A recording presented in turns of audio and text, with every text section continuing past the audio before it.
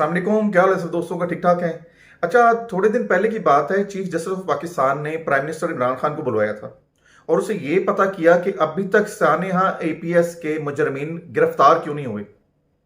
बड़ा अजीब सा लग रहा था। ना तो वो 16 दिसंबर थी कि जिस दिन इस वाक़े की याद ताज़ा की गई हो या शोहदा के लवाहिकीन ने इस तरह की कोई डिमांड रखी हो, तो बुलवाया क्यों गया। और इससे पहले कि आगे बढ़ा जाए, मैं आपको बताऊं, अगर खान साहब उन्हें जवाब दे देते कि हुजूर हम तो गिरफ्तार करके ले आएंगे, आपने फिर 50 रुपए वाले स्टाम्प पेपर पे उन्हें छोड़ देना है, तो क्या पल्ले रह जाता। अच्छा, अब मैं आपको बताता हूं कि ये वाकया क्यों पेश आया, क्यों खान साहब को बुलवाया गया। क्योंकि खान साहब ने एक दिन उससे बिल्कुल एक दिन पहले अपनी तकरीर में ये कहा कि मैंने अपनी टीम से कहा कि आप जाएं और क्रैकडाउन करें शुगर माफिया के खिलाफ और निकाल लाएं इनके गोदामों में से चीनी बाहर। तो मुझे ये पता चला कि उन्होंने स्टे ऑर्डर ले रखे हैं अदलिया से। चीनी चोरों के खिलाफ हुकूमत पाकिस्तान किसी किस्म की कोई कार्रवाई नहीं कर सकती क्योंकि उनके पास स्टे ऑर्डर पड़े हुए हैं।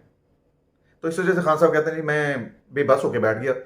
ये बात बड़ी बुरी लगी चीफ जस्टिस साहब को कि अवाम को पता चल गया कि असल में मसले हैं कौन से।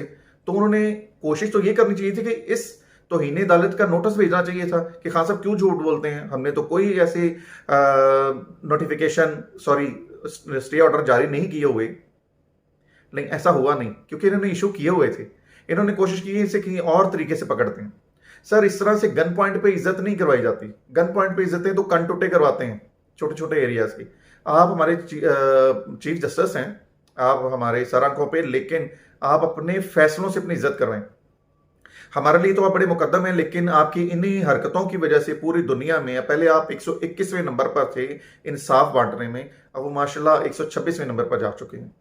अच्छा, आपको पता है पाकिस्तान फेटफ की ग्रे लिस्ट में है और ब्लैक लिस्ट हो जाने के बहुत ज्यादा खदशात हैं।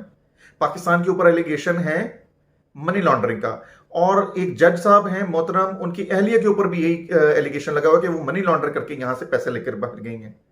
उनसे पूछा गया कि आपने कैसे कमाया ये पैसा और किस सोर्स से आपने बाहर भेजा है, नहीं बताया उन्होंने। कोई सॉलिड प्रूफ नहीं दिया, बल्कि दुहाइयां दी हैं, बददवाएं दी हैं और नवाज शरीफ पार्ट 2 बन गई हैं।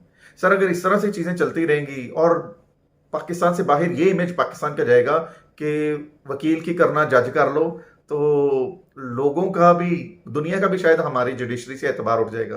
क्योंकि दुनिया यहाँ पे अपना बिजनेस करने आना चाहती है, इन्वेस्टमेंट लेकर आना चाहती है। अगर उनकी इन्वेस्टमेंट इस तरह से मट्टी हो जानी है तो कोई फायदा नहीं हुआ। तो आप ही के एक मोहतरम जज साहब ने रिसेंटली एक बयान हल्फी जमा करवाया है कि चीफ जस्टिस साकिब निसार ने कहा था कि नवाज शरीफ बचना नहीं चाहिए।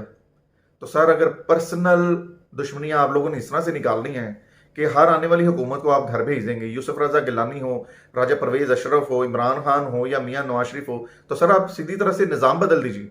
हम खुद भी तो इस निज़ाम से तंग हैं, आप निज़ाम बदल दीजिए। असल मसला ही तो इस निज़ाम का है। इसी साथ ही मुझे इजाज़त दें। अल्लाह हाफिज़।